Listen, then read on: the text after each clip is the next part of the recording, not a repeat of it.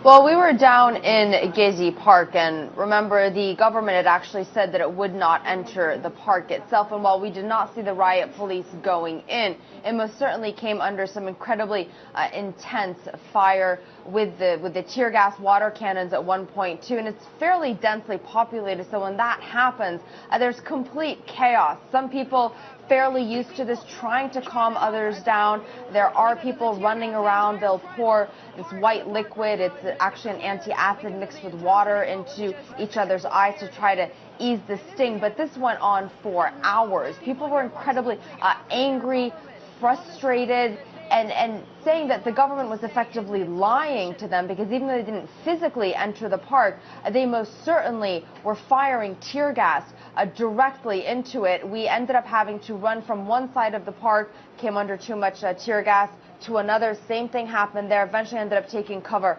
inside a hotel for a short period. And we have got some footage, I think, of you being directly assaulted by this tear gas. Let's watch a bit of this.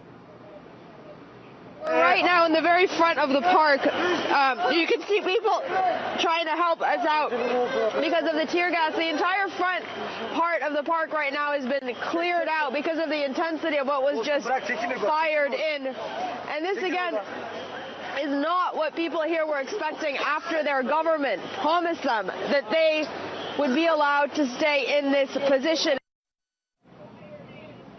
Very alarming for everyone involved in that situation. Nick Payton-Walsh, you're into your 20th hour, I think, of reporting on this, and I've been watching almost all of it. There's been a dramatic escalation, certainly in the last few hours, I noticed, in the levels of violence on both sides here.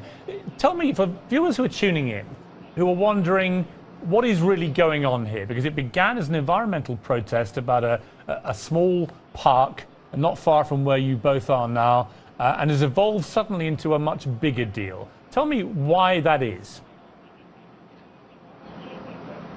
Well, certainly this began conservationists trying to preserve this remnant of green in the very heart of Istanbul. That met with a pretty hard police response to that protest, and what we've seen over the past 12 days is a response by the people to police tactics, the heavy hand they've been using, causing many to come out onto the streets, and that has caused these protests to spiral, to multiply. It's caused people to join them who are simply angry at what they see as the Erdogan administration's authoritarianism, the creeping conservatism that they've seen over the past decade or so, elements of the Sunni Islamist ideas that Prime Minister Erdogan would like to see more prevalent in society. Some feel they're being imposed upon them. So in the crowds we've seen across the country, secular middle-class people expressing their anger at authoritarianism, some demanding a resignation, or some simply demanding an apology for excessive police force. We saw over